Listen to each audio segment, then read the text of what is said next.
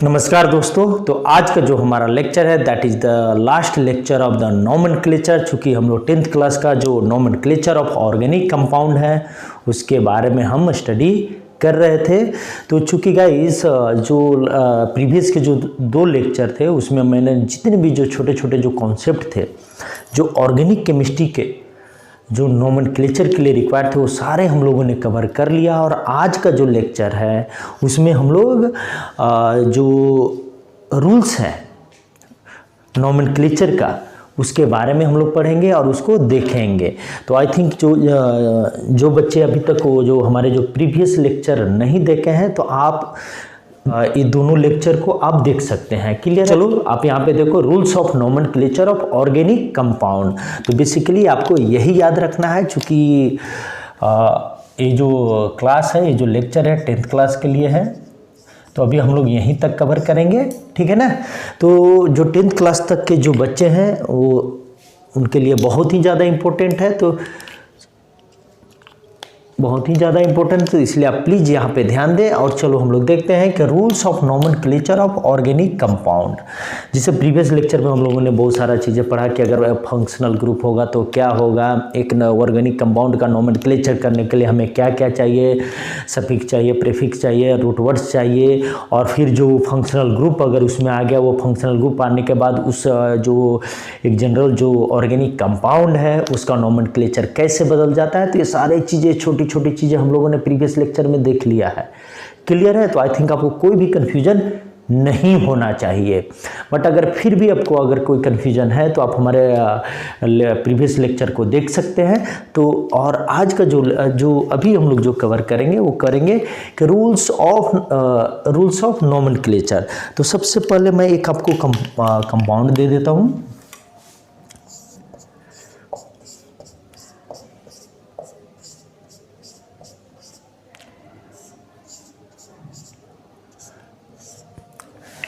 Clear है? अब यहाँ पे देखो 10th क्लास तक that is enough and also appropriate. तो अब यहाँ पे देखो कि फर्स्ट रूल क्या करता है। फर्स्ट रूल बोलता है कि सिलेक्शन ऑफ कार्बन चेन। भाई हम कार्बन चेन कैसे सिलेक्ट करें? तो इसमें क्या हमें सिलेक्ट करना है? इसमें हमें सिर्फ और सिर्फ सिलेक्ट करना है कंटिन्यूअस लॉन्गेस्ट कार्बन चैन।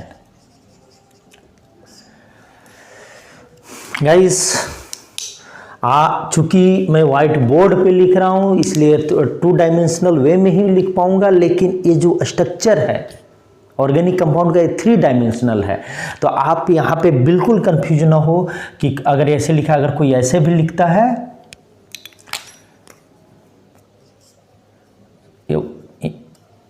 अगर यहाँ पे कोई अगर इस तरह से भी लिखता है तो इसका मतलब क्या है कि यहाँ सेम है। क्लियर है? अगर इसको कोई मिटाकर अगर इस तरह से भी लिखता है तो सेम है। क्लियर है ना? तो आप कभी कंफ्यूज मत होना है, बोथ आर सेम। ठीक है? अगर कोई यहाँ पे ना करके इसको ऐसे लिखता है तो भी है। अब यहाँ पे 1 बॉन्ड 2 बॉन्ड और 3 बॉन्ड और 4th बॉन्ड नहीं शो कर रहा है, मतलब क्या है यहाँ पे ऑलरेडी H है। तो ये तो मैंने प्रीवियस लेक्चर में ऑलरेडी इसको डिस्कस कर दिया हूँ। ठीक है? तो अब हमें सिलेक्ट क्या करना है? पहला रूल क्या बोलता है? पहला रूल बोलता है कि सिलेक्ट कंटिन्यूअस लॉन्गेस्ट चैन। ठीक है? तो लॉन्गेस्ट चैन हम कैसे सिलेक्ट करेंगे? अब यहाँ पे देखो आप किस तरह से जाओगे। 1 2 3 4 5 6 7, 1 2 3 4 5 6 7, 1 2 3 4 5 6 7। क्लियर है? चलो इसमें तीनों में बराबर हो गए, कन्फ्यूजन हो रहा है। अभी यहाँ पे कर लेते हैं। यहाँ पे देखो ये हो गया। क्लियर है? और इसको आप अभी थोड़ी देर के लिए इसको आप मिटा दो, ठीक है ना, वरना आपका। ठीक है? अब यहाँ पे देखो, अब यहाँ पे कितने 1 2 3 4 5 6 7 8, 1 2 3 4 5 6 7 8। अब यहाँ पे कर दो, एक और ले लो आप 9। तो पहला रूल क्या बोलता है कि selection of carbon chains consisting large number of carbons. Clear है? तो अब यहाँ पे देखो सबसे ज़्यादा हमें किसमें कौन सा एक ऐसा चैन है जिसमें कंटिन्यूअस होना चाहिए, ब्रेक नहीं होना चाहिए। क्लियर है ना? ब्रेक इन द सेंस कि मतलब यहाँ पे कोई और अदर एलिमेंट आ गया तो ऐसा कुछ नहीं, ठीक है ना। तो अब यहाँ पे देखो, तो हम लोग इसको अगर सेलेक्ट करें इसको, तो ये क्या हो गया, ये हो गया लॉन्गेस्ट कार्बन चैन। क्यों लॉन्गेस्ट हुआ? लॉन्गेस्ट क्यों हुआ? क्योंकि इसी चैन में हमने जो सेलेक्ट किया उसमें कितने कार्बन है, नंबर ऑफ कार्बन इज 9, इसलिए हमारा ए सही है। तो सबसे पहला रूल, हमें कोई भी ऑर्गेनिक कंपाउंड देखते ही हमें क्या करना है, हमें देखना है कि भाई वो सबसे लॉन्ग है चैन है जिसमें हमको continuous number of carbons atoms ज़्यादा मिलेंगे, वही होगा सबसे लॉन्गेस्ट कार्बन चैन। क्लियर है? अब चलो आ जाओ यहाँ पे तो हम लोगों ने सेलेक्ट कर लिया। अब दूसरा है कि पोजीशन ऑफ ब्रांच्ड चैन। अब यहाँ पे गाइज आप देखो कि पोजीशन ऑफ ब्रांच्ड चैन कैसे होगा। अब इसमें ब्रांच चैन क्या था, याद करो, मैंने बोला था सब्स्टिट्यूएंट कि अगर एक लॉन्गेस्ट कार्बन चैन जब हम लोगों ने सेलेक्ट कर लिया और उससे आकर जो ऐड ऑन हो रहा है उसे हम क्या बोलते हैं, उसे हम बोलते हैं सब्स्टिट्यूएंट। क्लियर है? ये क्या है,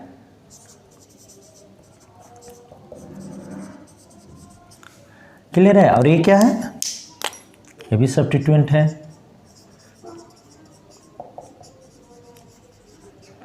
क्लियर है? तो अब यहाँ पे देखो कि भाई हमको इसका नंबरिंग कर लेना है। Position means position of substituent. अब मान के चलो अगर हम लोग ने डायरेक्ट ऐसे ही लिख दिया, अगर इसका नेम कि मान के चलो एक एल्काइल ये है, मान के चलो ये कौन सा है, एल्काइल ग्रुप है, ये मिथाइल है, और इसमें क्या है, ए इसमें प्रोपाइल है। क्लियर है? अगर मैं इसका नाम लिखूं, जैसे ऐसे मैं लिखता हूँ प्रोपाइल मिथाइल, और चूंकि इसमें 9 है तो क्या होगा, नॉन। अब यहाँ पे क्या हो गया, चूंकि कोई भी डबल बॉन्ड है क्या, नहीं है, सिंगल बॉन्ड है तो नॉन एन। क्लियर है? अब अगर आप ऐसे लिखते हो तो अगर एक कार्बन यहाँ ना होकर, मान के चलो यहाँ ना होकर यहाँ होता तो, और ये वाला सब्स्टिट्यूट यहाँ ना होकर ये वाला पोजीशन यहाँ पे होता तो क्या इसका भी नाम हम उसी तरह से लिखते? नहीं, क्योंकि जैसे ही कार्बन यहाँ पे आया इसका पोजीशन चेंज हुआ, ये अनदर कंपाउंड बन गया। यहाँ पे जैसे ही पोजीशन चेंज हो गया, अनदर कंपाउंड बन गया। तो आप बताओ कि क्या दोनों का नेम सेम होगा? नहीं, बिल्कुल नहीं सेम होगा। तो फिर इसको हम कैसे इसको आइडेंटिफाई करेंगे? तो इसका आइडेंटिफाई करने का एक ही तरीका है कि भाई ये जो कार्बन, जो सबसे लॉन्गेस्ट जो कार्बन है, क्लियर है, उसमें ये जो सब्स्टिट्यूएंट ग्रुप जो लगा हुआ वो किस कार्बन पे लगा हुआ है। क्लियर है? तो ये यहाँ पे, तो इसीलिए यहाँ पे जैसे ये मिथाइल ग्रुप किस पे लगा हुआ है, मान के चलो आप अगर इधर से काउंट करते हो 1 2 3 4 5 6 7 8 9। क्लियर है? तो यहाँ पे किस पे लगा हुआ है, ये लगा हुआ है 4 पे, और ये किस पे लगा हुआ है, ये लगा हुआ है 1 2 3 4, अभी लगा हुआ है 5 पे। क्लियर है? ये देखो, तो अब मैं अगर यहाँ पे नाम लिख दूँ कि 5 प्रोपाइल एंड यहाँ पे 4 methyl nonene, then it is a exact nomenclature of the given compounds. Clear है? इसीलिए यहाँ पे जो पोजीशन है, जो नंबरिंग ऑफ जो पोजीशन ऑफ ब्रांच चेन है वो इम्पोर्टेंट हो जाता है। क्लियर है? देख लो थर्ड पॉइंट क्या है। थर्ड पॉइंट है कि numbering of carbons atoms in longest chain considering substituent group. Clear है? अभी ही अगर कोई बच्चा हमसे बोलता है कि सर आप इधर से क्यों नंबरिंग किए हैं, क्लियर है, आप इधर से क्यों नहीं नंबरिंग किए, मैंने 1 2 3 4 5 6 7 8 9, तो चूंकि अभी तक मैंने नहीं बताया है तो इसलिए आप सही हो अभी तक। लेकिन जो IUPAC बोलता है कि भाई आपको कार्बन का, जो लॉन्गेस्ट कार्बन का जो नंबरिंग इस तरह से करना है कि जो सब्स्टिट्यूएंट ग्रुप हो वो मिनिमम से मिनिमम उसका नंबर ऑफ कार्बन मिले। क्लियर है? तो अगर मान के चलो यहाँ पे अगर जैसे ये देखो 1 2 3 4, अब यहाँ पे मैंने C रख दिया। क्लियर है। तो कोई बच्चा बोलेगा इधर से करो 1 2 3 4, क्लियर है, तो ये भी ओके है। तो लेकिन यूपीएससी क्या बोलता है कि आपको ऐसे नंबरिंग करना है कि आपको नंबरिंग इधर से करना है 1 2 3 4, ताकि ये जो सब्स्टिट्यूएंट ग्रुप है वो सबसे लोवेस्ट पे पड़े, क्लियर है। तो कौन सा सही होगा, ए वाला सही होगा, ए रॉन्ग हो गया as per the IUPAC, clear है। उसी प्रकार से आप अगर यहाँ पे देखो, यहाँ पे देखो, अब यहाँ पे प्रॉब्लम क्या आ गया, यहाँ पे प्रॉब्लम सर आपने तो एक अगर सब्स्टिट्यूएंट ग्रुप होगा तो हम इजीली बता सकते हैं कि किधर से वो लोवेस्ट हो रहा है, लेकिन अगर वहाँ पे 2 सब्स्टिट्यूएंट ग्रुप हो गए तो फिर लोवेस्ट कैसे हम चूज करेंगे। लोवेस्ट चूज करने के लिए हमें देखना है कि भाई दोनों का जो पोजीशन का समेशन करो। जैसे यहाँ पे क्या क्या था पोजीशन, अगर हम इधर से काउंट कर रहे थे तो क्या था 4 और 5 था इक्वल टू 9। अब इधर से क्या था, इधर से जब मैं किया तो क्या था 5 + 6 इक्वल टू 11।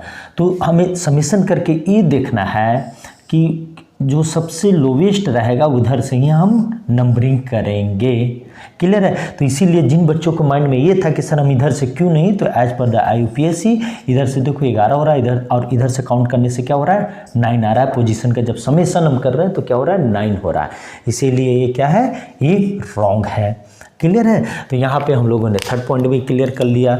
अब देखो position of alkyl group will be written before parent hydrocarbons, मतलब ये चूँकि मैं ऑलरेडी डिस्कस कर दिया हूँ, बट फिर भी आप यहाँ नोमेनक्लेचर लिखते हैं तो क्या लिखते थे, prefix plus root word plus suffix. तो ये और कुछ नहीं बोल रहा है, ये बोल रहा है कि जो रूट वर्ड है, रूट वर्ड क्या हो गया, जो पेरेंट चेन है, पेरेंट चेन क्या हो गया, जो लॉन्गेस्ट चेन को ही हम लोग क्या बोलते हैं पेरेंट चेन, ठीक है, जो हम लोगों ने सिलेक्शन किया। तो प्रीफिक्स में क्या लिखते थे, एल्काइल ग्रुप, जो कि मैंने आपको प्रीवियस लेक्चर में ही बता दिया था। तो इसीलिए यहाँ पे क्या बोल रहा है कि the position of alkyl group will be written before parent hydrocarbons. तो पेरेंट हाइड्रोकार्बन्स क्या हो गया, मान के चलो ये है, यहाँ पे आपने लगा दिया CH3, क्लियर है। तो पेरेंट हाइड्रोकार्बन में कितने हैं, ये देखो सिंगल सिंगल बॉन्ड है तो क्या हो गया ब्यूटेन। और ये जो रूल नंबर जो 4 है वो क्या बोल रहा है कि जो अल्काइल ग्रुप है वो कहाँ पे लिखा जाएगा, वो पेरेंट हाइड्रोकार्बन के नेम से पहले लिखा जाएगा। तो 1 2 3 4, तो ये किस पोजीशन पे है 2 पे, तो इसको ऐसे लिखते हैं 2 चूँकि न्यूमेरिकल्स है और वो अल्फ़ाबेट है, तो यहाँ पे क्या हो गया CH3 यानी मिथाइल है, तो 2 methyl butane, that is the okay. तो यही कह रहा है कौन, rule number 4, this one, clear है। अब चलो, अब यहाँ पे देखो multiple alkyl group of same type we have to use di tri and tetra. मतलब करने का मतलब क्या है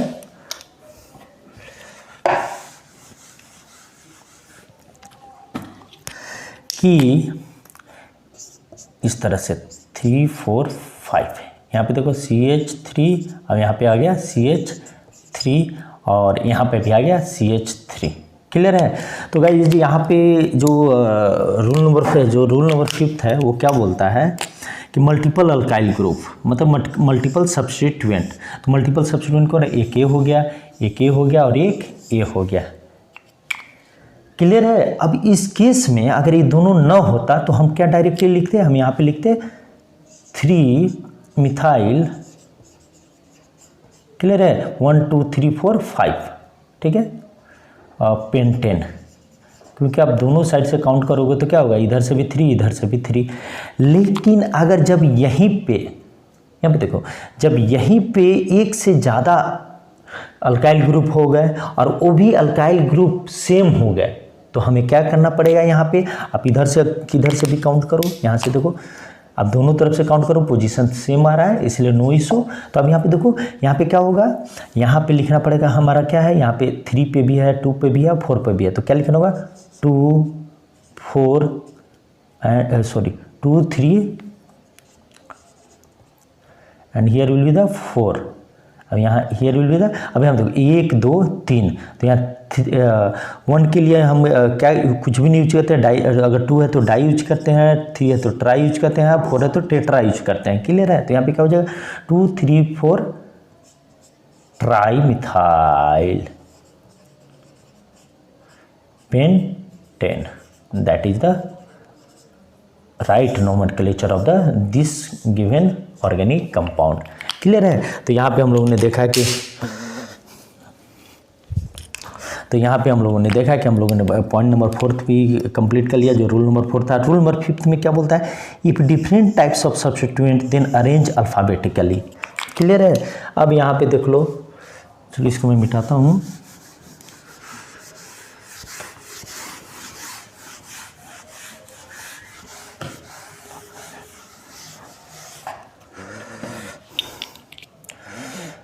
एक 2 3 4 5। क्लियर है? अब यहाँ पे आपने दे दिया CH3, अब यहाँ पे आपने दे दिया C2H5। क्लियर है? अगर आप इसको सेलेक्ट करते हो तो ये लॉन्गेस्ट कार्बन चेन है, कोई बच्चा इसको भी सिलेक्ट करता है तो ये भी हो सकता है, लेकिन ये और ये दोनों सेम है यहाँ से। क्लियर है? तो सेम। अब इसको हमको पोजीशन, नंबर ऑफ पोजीशन को कैसे इंडिकेट करना है, कार्बन चेन का नंबरिंग कैसे करेंगे? 1 2 3 4 5। अगर हम इधर से करें तो 1 2 3 4 5। अब ये दोनों का जो समीशन कितना हो रहा है? 2 और 3 का 5 और 4 और 3 का 7, इसलिए हम इसको सिलेक्ट नहीं करेंगे as per the IUPAC rules. Clear है? तो अब यहाँ पे आप देखो कि क्या बोलता है? If different types of substituent then arrange alphabetically. तो अब यहाँ पे देखो, उसमें तो केस था, तो हम लोगों ने क्या किया कि लिख दिया 2 2 2 2 ट्राई मिथाइल।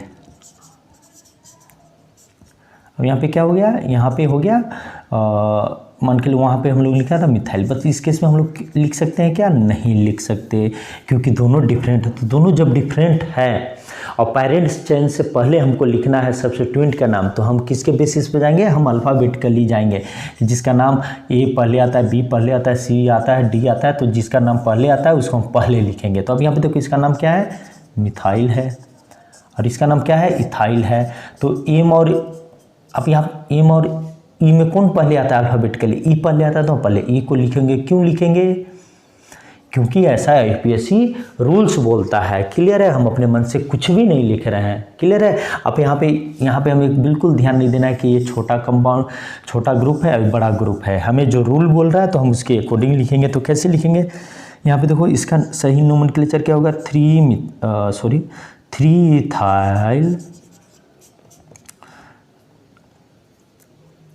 Ethyl 2 methyl. अभी क्या है? 1 2 3 4 5, तो क्या हो गया?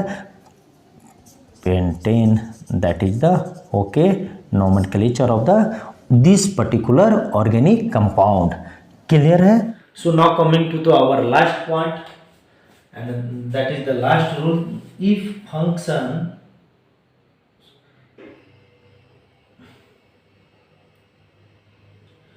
So our last rule is, if functional group then number in such way functional group gets smallest number। तो क्या बोलना चाह रहा है? बोलना चाह रहा है कि अभी तक की जितना भी जो हम लोग पढ़ रहे थे, मैंने आपको लास्ट क्लास में ही बता दिया था कि क्या होता है फंक्शनल ग्रुप, और उसके आने के बाद कैसे चेंज होता है उसका नेम, किसका? ऑर्गेनिक कंपाउंड का। क्लियर है? तो अब यहाँ पे बोलता है 7th रूल्स जो है IUPAC का, वो क्या बोल रहा है? वो बोल रहा है कि अगर एक कंपाउंड है, एक क्लियर है, और एक कंपाउंड है, यहाँ पे OH लगा हुआ है। क्लियर है? इस तरह से। तो पहला रूल क्या बोल रहा था? अभी आप इस 7th नंबर रूल्स को बोल। पहला रूल बोल रहा था कि आपको सबसे लॉन्गेस्ट कार्बन चेन चूज करना है। तो अगर हम इसको काउंट करें तो कितना हो रहा है? 1 2 3 4 5, और ऐसे जाए तो 1 2 3 4 5 6। क्लियर है? बट मैंने इसीलिए जो लास्ट क्लास था इतना डिटेल में लिया था, वो मिस्टर रॉबर्ट वाला स्टोरी लिया था कि आपको फंक्शनल ग्रुप को अब छोड़ना नहीं है, क्योंकि जैसे ही ऑर्गेनिक कंपाउंड में फंक्शनल ग्रुप आ गया, मीन्स उस ऑर्गेनिक कंपाउंड का जो कैरेक्टरिस्टिक्स है, वो बिहेवियर है, वो किसके अकॉर्डिंग होगा, वो होगा फंक्शनल ग्रुप के अकॉर्डिंग होगा। क्लियर है? तो इसीलिए जैसे ही ऑर्गेनिक कंपाउंड में फंक्शनल ग्रुप आ जाता है, तो हम फिर कार्बन चेन को, फंक्शनल ग्रुप को कंसिडरिंग करते हुए उसका सिलेक्शन करते हैं। क्लियर है? तो इस केस में देखो बच्चे, इस केस में क्या हो रहा है, अगर हम अभी तक जान रहे थे तो ये नॉर्मल है, ये हमारे लिए था। कब? जब फंक्शनल ग्रुप नहीं लगा हुआ था तब तक ये ओके था, बट जैसे ही ये फंक्शनल ग्रुप का यहाँ एडिशन हो गया तो ये रूल ब्रेक हो गया, हम उस तरह से चूज नहीं करते। ठीक है? तो इस पॉइंट में यही दिया हुआ है कि functional group the number in such way functional group gets smallest number. Clear है? तो अब यहाँ पे देखो, तो अब हमें क्या कंसीडर करना होगा, हमें फंक्शनल ग्रुप को लेते हुए कार्बन चेन का सिलेक्शन करना पड़ेगा। तो अब यहाँ पे देखो, आप कैसे करेंगे, 1 2 3 4 5, 1 2 3 4 5 6, तो हमारा जो सिलेक्शन हुआ वो क्या हुआ, ये हुआ, ये देखो। क्लियर है? अब यहाँ पे तो ये हो गया, तो मतलब यहाँ पे सब्स्टिट्यूएंट क्या हुआ, सब्स्टिट्यूएंट हो गया ये, और फंक्शनल ग्रुप कौन सा हो गया, फंक्शनल ग्रुप हो गया मेरा वो एच। तो जो 7th नंबर रूल्स हमें ये भी बोलता है कि आपका कार्बन का जो नंबरिंग है लॉन्गेस्ट चेन में कंसिस्टिंग फंक्शनल ग्रुप, उसका जो हम नंबरिंग करेंगे इस तरह से करेंगे कि जो फंक्शनल ग्रुप है वो मिनिमम नंबर पाए। क्लियर है? तो अगर हम यहाँ से काउंट करें 1 2 3 4 5 6, ओके है, note okay, why because IPC बोलता है कि आपको इस तरह से लेना है कि ये सबसे लोएस्ट नंबर पे हो। तो फिर हम कहाँ से काउंट करेंगे, 1 2 3 4 5 6। क्लियर है? अब यहाँ पे क्या हो गया, यहाँ पे देखो इधर से जाएंगे तो क्या है, यहाँ पे 3 नंबर पे क्या है, मेरा सब्स्टिट्यूएंट है। क्लियर है? तो इस तरह से यहाँ पे आप देख सकते हो कि हमने 7th जो रूल था उसको भी कंप्लीट कर लिया। क्लियर है? तो चलो अब हम लोग 2-3 एग्जाम्पल करते हैं, उस एग्जाम्पल से समझते हैं कि क्या हम नोमेनक्लेचर सही से कर पा रहे हैं या स्टिल अभी भी कुछ कन्फ्यूजन है।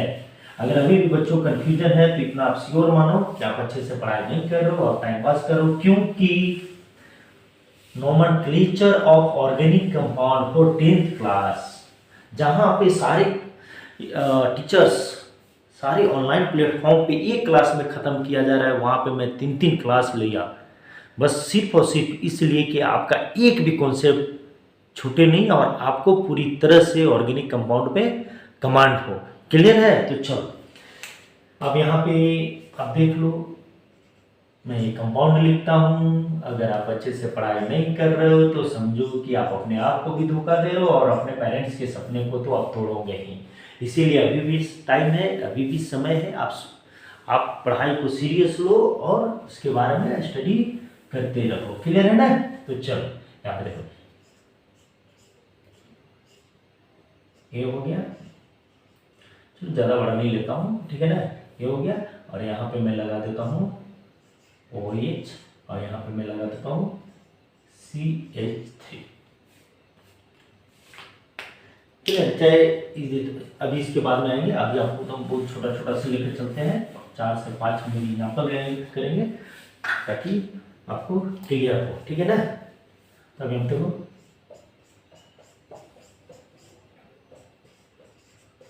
जल्दी बोलो जल्दी बोलो जल्दी बोलो, क्या होगा नोमेनक्लेचर, सोचो। सबसे पहला रूल क्या होता है, number of selection of longest carbon, 1 2 3 4 5। ठीक है? अब यहाँ पे इधर से गिनो या इधर से गिनो, ठीक है ना। तो अब चूंकि हमको लॉन्गेस्ट चेन में कार्बन ऑफ नंबरिंग करना है तो हमें क्या ध्यान में रखते हुए करना है, हमें ध्यान में ये रखते हुए करना है कि जो सब्स्टिट्यूएंट ग्रुप है लोएस्ट नंबर पाए। तो यहाँ पे क्या हो जाएगा, 1 2 3 4 5। अगर इधर से भी मैं गिनूं, इधर से भी गिनूं तो 4 5, इधर से भी 1 2 3 4 5। क्लियर है? तो मतलब दोनों में क्या पे आ रहा है, 3 पे आ रहा है, तो किधर से भी आप ले लो तो ओके। तो इसका नोमेनक्लेचर क्या हो जाएगा, इसका नोमेनक्लेचर यहाँ लॉन्गेस्ट चेन में कितने कार्बन है, 5 है, तो इसका क्या नाम हो जाएगा, पेंट और चूंकि यहाँ पे डबल बॉन्ड है क्या, नहीं है, तो क्या हो जाएगा पेंटेन। क्यों? क्योंकि सिंगल बॉन्ड के लिए हम सफिक्स में क्या यूज करते हैं, एन। क्लियर है। अब यहाँ पे देखो हम लोगों ने अभी रूल नंबर 3 क्या देखा था कि the position of alkyl group will be written before parent hydrocarbons. तो पैरेंट हाइड्रोकार्बन्स कौन सा हो गया, पेंटेन हो गया। और जो सब्स्टिट्यूएंट ग्रुप का नेम होगा वो कहाँ पे होगा, वो होगा जो पेरेंट जो नेम है उससे पहले होगा। तो ये सब्स्टिट्यूएंट ग्रुप क्या है, CH3 मींस मिथाइल है। यहाँ पे मिथाइल हो गया। क्या अभी तक सही है? नहीं सही है। क्यों नहीं सही है? क्योंकि हमको इसका पोजीशन बताना होगा। तो इसका पोजीशन क्या है, 3 methyl pentane, that is the okay. ठीक है, चलिए जल्दी जल्दी करते हैं। अब तो अब तो चैंपियन हो गया है नोमेनक्लेचर ऑफ ऑर्गेनिक कंपाउंड का। ठीक है, चलो सेकंड क्वेश्चन लिखते हैं। सेकंड क्वेश्चन में क्या है, 1 2 3 4 5 6 7। क्लियर है, यहाँ पे हो गया। अब यहाँ पे हमने जोड़ दिया, क्या जोड़ दिया, CH3 जोड़ दिया। यहाँ पे क्या जोड़ दिया, CH3 जोड़ दिया। यहाँ पे क्या जोड़ दिया, देखो C2H5 जोड़ दिया।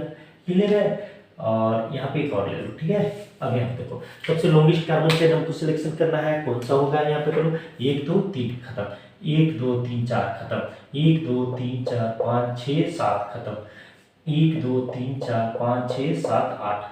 तो हमने इसको सिलेक्ट कर लिया। हमारा पैरेंट जो रूट वर्ड है मिल गया। क्या है, कितने कार्बन, ऑक्ट। कोई फंक्शनल ग्रुप है क्या, अभी तक नहीं है। तो इसमें ये जो पेरेंट जो चैन है उसमें क्या है, सिंगल बॉन्ड है। तो सिंगल बॉन्ड के लिए हम क्या यूज करते हैं, सफिक्स में एन यूज करते हैं। अब कहानी कहाँ आ जाती है, अब कहानी आ जाती है सफिक्स पे। हमारे पास कितने सफिक्स है, 1 2 and this one is the 3। Clear है। तो अब यहाँ पे देखो, अब इसका नंबरिंग हम किधर से करें, इधर से करें कि इधर से करें। तो चलो करके देखते हैं, 1 2 3 4 5 6 7 8। अब इधर से करेंगे तो 1 2 3 4 5 6 7 एंड 8। अब यहाँ पे देखो, यहाँ पे कहाँ पे आ रहा है, 2 पे आ रहा है। यहाँ पे कहाँ पे आ रहा है, 3 पे आ रहा है। और यहाँ पे कहाँ पे आ रहा है, 5 पे आ रहा है। अगर हम इधर से करते हैं तो कहाँ से आ रहा है, 4 पे आ रहा है, एंड देन 6 पे आ रहा है, देन 7 पे आ रहा है। तो सोचो इसका समेशन करोगे तो कौन सा ज़्यादा होगा। ये देखो 2 3 5 10 हो गया, यहाँ पे 7 6 39 कितना हो गया, 70। तो कौन सा किधर से लोवेस्ट आ रहा है, दिस वन। तो इसलिए रॉन्ग है। क्लियर है।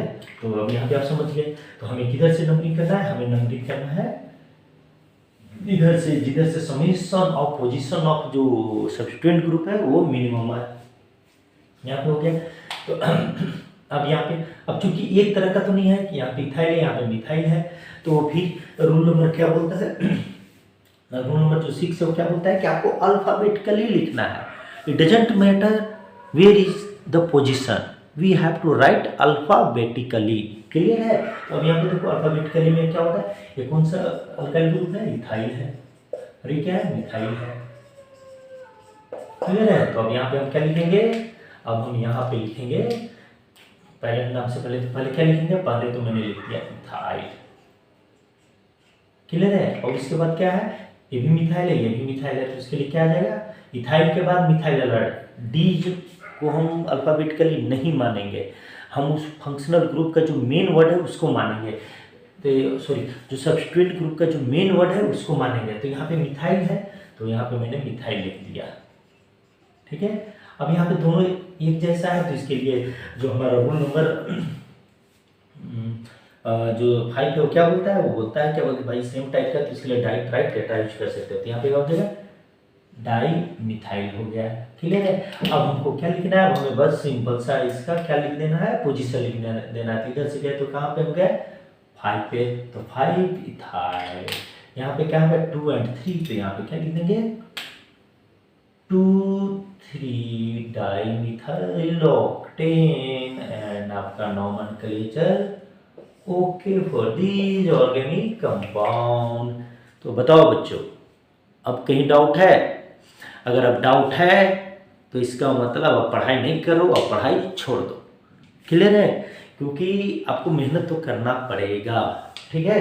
चलो अब हम आ जाते हैं क्वेश्चन नंबर 3 पे।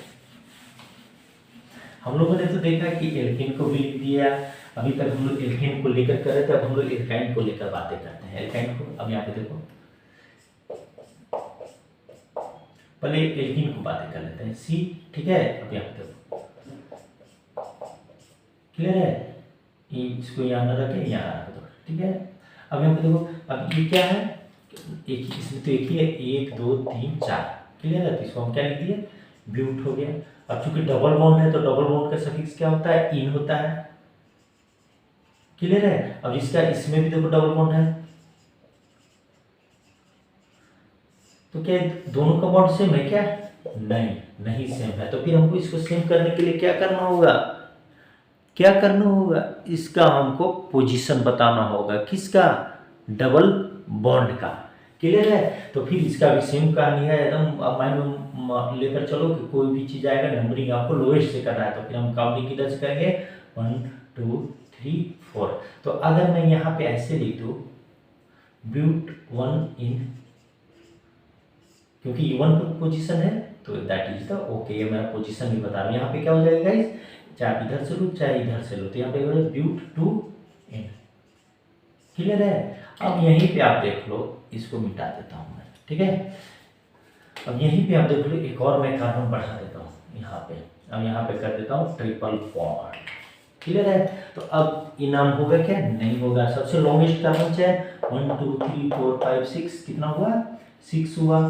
तो 6 के लिए क्या आता है, हेक्स आता है, क्लियर है। हमने तो लिख दिया हेक्स, क्लियर है। अब यहाँ पे देखो, अब यहाँ पे क्या है, ट्रिपल बॉन्ड है तो इसके लिए सफिक्स क्या यूज करते हैं, आइन यूज करते हैं। लेकिन क्या ये सही है, नहीं है, क्योंकि भाई ये कैसे हम बोल सकते हैं इसके बेसिस पे, हेक्साइन मतलब क्या, 1 पे है, 2 पे है, 3 पे है, कहाँ पे ट्रिपल बॉन्ड है, किस किस कार्बन के बीच में बॉन्ड है। तो हम इधर से काउंट करेंगे, क्यों काउंट करेंगे, सिंपल सा रूल, जो लोएस्ट मिले, 4 5 6, क्लियर है। तो यहाँ पे क्या हो जाएगा, यहाँ पे सिंपल ही हो जाएगा हेक्स 3, सॉरी हेक्स इधर से 2 पे आ रहा है, hex 2 I. So that is the nomenclature of this alkyne organic compound, clear है। चलो अब हम लोग आ जाते हैं, अभी भी देख लिया, अब हम लोग इंट्रोड्यूस करते हैं किसको, फंक्शनल ग्रुप को। और चूंकि मैंने प्रीवियस लेक्चर में फंक्शनल ग्रुप पे टोटल ही डिस्कशन किया है, एक लेक्चर में डिस्कशन किया है कि कितने तरह के फंक्शनल ग्रुप होते हैं, उनका सफिक्स क्या होता है, और इसमें हम लोग रूल पढ़ रहे हैं, क्लियर है। अब यहाँ पे देखो, अब हम यहाँ पे देखिए,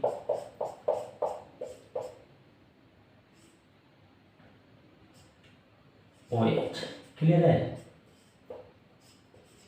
अब देखो, तो फंक्शनल ग्रुप को जैसे ही आ गया ऑर्गेनिक कंपाउंड में, तो हम तो इसको छोड़ नहीं सकते, क्योंकि इसको तो छोड़ नहीं सकते, तो हमको इसको कंसिडरिंग करते हुए ही क्या करना है, नंबर करना है। नंबर इस तरह से करना है कि ये जो फंक्शनल ग्रुप है इसको सबसे लोएस्ट नंबर मिले। तो हम सबसे लॉन्गेस्ट कार्बन चेन किधर से कर, 1 2 3 4, 1 2 3 4 5, तो इसलिए हम इसको सेलेक्ट कर लिए, क्लियर है। अब यहाँ पे देखो क्या है, यहाँ पे काउंट करो 1 2 3 4 5, क्लियर है। तो इसमें क्या होगा, तो सबसे मेरा क्या है, यहाँ पे क्या है, 1 2 3 4 5 टोटल, तो क्या हो जाएगा, पेंटेन, क्लियर है। अब यहाँ पे देख लो, अब यहाँ पे अल्कोहल ग्रुप क्या है, मैंने प्रीवियस लेक्चर में बताया था कि इसका क्या होगा सफिक्स, इसके लिए हम क्या यूज करते हैं, ऑल, तो यहाँ पे हो जाएगा ऑल, क्लियर है। अब ये हो गया पैरेंट वर्ड। अब पैरेंट वर्ड से पहले किसका नेमिंग आता है, नेमिंग आता है सब्स्टिट्यूएंट ग्रुप का, जो रूल में बताया गया। तो यहाँ पे कितने नंबर पर है, 2 पे, तो 2 पे क्या है, 2 इथाइल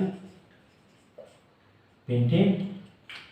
ये जब ये दोनों को हम जोड़ते हैं तो क्या हो जाता है, यहाँ पे पेंटेनॉल हो जाता है, क्लियर है। तो क्या ये सही है, अभी भी सही है। क्यों सही है, क्योंकि OH का फंक्शनल ग्रुप का पोजीशन क्या है ये तो हमको मालूम होना चाहिए, नहीं तो यहाँ पे लगा है कि यहाँ पे लगा है कि यहाँ पे लगा, बता नहीं सकते। तो हम यहाँ पे सिंपली क्या कर देंगे, पेंटेनॉल, इस तरह से कर दिए, तो ये स्पेसिफिक इस ऑर्गेनिक कंपाउंड को इंडिकेट करता है। बाकी सारे रूल सेम होंगे, पर जैसे ही फंक्शनल ग्रुप आएगा तो वो सफिक्स में क्या होगा, नेम फंक्शनल ग्रुप के अकॉर्डिंग होगा, क्लियर है।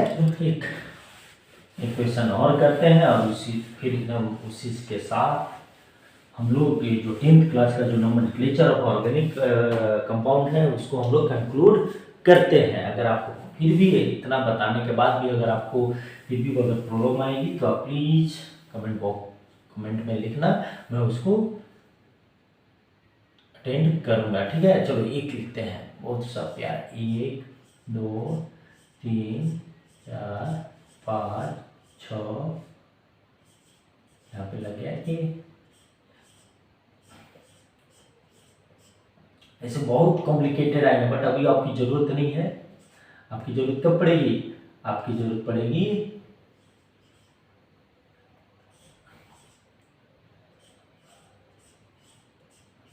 जब आप 11th क्लास में होगे या 12th क्लास में होगे, तब तक इतना बड़ा मैंने लिख दिया। तो पहला रूल क्या बोलता है? पहला रूल बोलता है कि आपको सबसे लॉन्गेस्ट कार्बन चेन सिलेक्ट करना है। वो कब करना है और कब तक करना है? जब तक से कोई फंक्शनल ग्रुप न लगा हो। क्लियर है? और जैसे ही फंक्शनल ग्रुप लगा हो तो फिर फंक्शनल ग्रुप को लेते हुए आपको कार्बन का लॉन्ग चेन का सिलेक्शन करना है। क्लियर है? तो अब देखो, अगर हमको तो इसको कंसिडर करना ही है तो 1, अब यहाँ से क्या हो गया 2 3 4 5 6, क्या एक ओके है? नॉट 1 2, सॉरी यहाँ पे 2 होगा 2 3, अब इस तरह से, तो ये ओके नहीं है। क्लियर है? 4 5 6 7 1 2 3 4 5 6, क्या ओके नहीं है? क्यों? लॉन्गेस्ट चेन नहीं है। 1 2 3 4 5 6 7 8 9 9 10 11 12। तो चूंकि आप 10th तक ही पकड़ो, क्योंकि 10th तक ही पढ़ना है अभी 10th क्लास तक, तो कंफ्यूज मत हो, ठीक है ना। तो यहाँ पे 10th हो गया, तो हमारा सबसे लॉन्गेस्ट कार्बन चेन क्या हो गया? ए हो गया।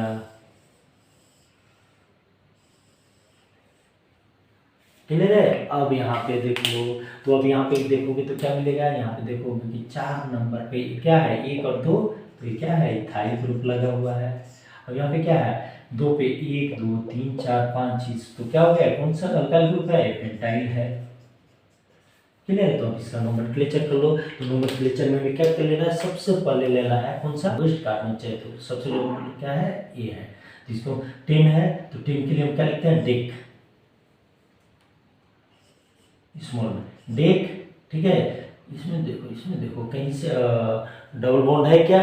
नहीं है, तो हम क्या लिखेंगे? एन। क्लियर है? अब देखो इसमें क्या लगा हुआ है? फंक्शनल ग्रुप लगा हुआ है, तो हम इसके लिए क्या यूज करते हैं? Oic acid. क्यों? क्योंकि ये कौन सा है? कार्बोक्सिलिक एसिड है, तो इसके लिए हम सफिक्स में क्या यूज करते हैं? Oic acid. क्या अभी भी सही है? नहीं सही है। क्यों नहीं सही है? क्योंकि ओइक एसिड किस कार्बन पे है? 1 पे, तो यहाँ पे क्या यूज करेंगे? 1 ओइक एसिड, तो डेकनोइक एसिड। क्लियर है? अब यहाँ जब अब हमें क्या यूज करना है? अब हमें यूज करना है इथाइल और पेंटाइल का नेमिंग। तो कब लिखते हैं? पायरेट वर्ड से पहले। तो यहाँ पे अल्फाबेटिकली कौन पहले आ रहा है? इथाइल आ रहा है, तो यहाँ पे क्या लिखेंगे? इथाइल कितने पे आ रहा है? 4 पे, तो क्या लिखेंगे? 4 इथाइल। और फिर जो पेंटाइल है किस पे आ रहा है? 2 पे, 2 पेंटाइल डिकेनोइक एसिड, डिकेनोइक एसिड, तो दैट इज द ओके। और इसी के साथ अब आप कोई भी लेक्चर देखो, कोई भी आप बुक उठाओ 10th क्लास तक, जो मैंने 3 लेक्चर जो नोमेनक्लेचर पे लिया, उससे बाहर कुछ भी नहीं आने वाला है। इसीलिए जो बच्चे अभी तक उस लेक्चर को नहीं देखे हैं, हमारे जो प्रीवियस लेक्चर को नहीं देखे हैं, उसको आप प्लीज़ देखें, क्योंकि इतना डिटेल में ना आपको कोई किसी बुक में बताया जाएगा और न ही किसी कोचिंग में बताया जाएगा। इसलिए आई थिंक एटॉमिक माइंड्स आप जो हमारा प्लेटफॉर्म चैनल है वो आपके लिए बेस्ट है। आप खुद इसको जज कर सकते हो, क्योंकि मैंने इस जो नोमेनक्लेचर को ख़त्म करने में कम से कम 4 क्लास लिया है, जबकि और जगह जो क्लासेस होते हैं वो लगभग आई थिंक 1 घंटे में कंप्लीट कर जाते हैं। हो सकता है वो ये समझ के चलते हैं, उनकी भी गलती नहीं है, वो ये समझ के चलते हैं कि आप में से बहुत सारे बच्चों को ये आता होगा, लेकिन हमारा पर्पस कुछ डिफरेंट है।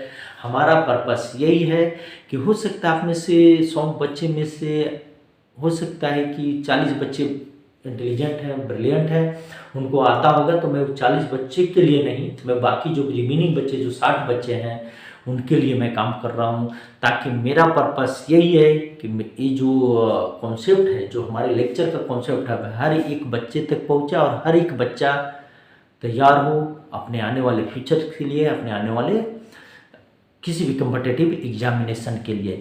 तो आई थिंक आपको ये अच्छा लगा होगा। और प्लीज़ आप अभी टाइम है आपके पास, don't waste time on social media and mobiles. अगर अभी ही टाइम है, क्योंकि सोशल मीडिया मोबाइल आपको पूरी ज़िंदगी मिलेगी बस। बट अगर ये टाइम जो आपका स्टूडेंट टाइम है अगर एक बार निकल गया तो फिर ये दोबारा आपको मिलने वाला नहीं है, आप बहुत पछताओगे। इसीलिए अभी सही टाइम है, अभी आप इसको यूटिलाइज करो। क्लियर है? तो चलो आप लोग अच्छे से पढ़ाई करो। जय हिंद, जय भारत।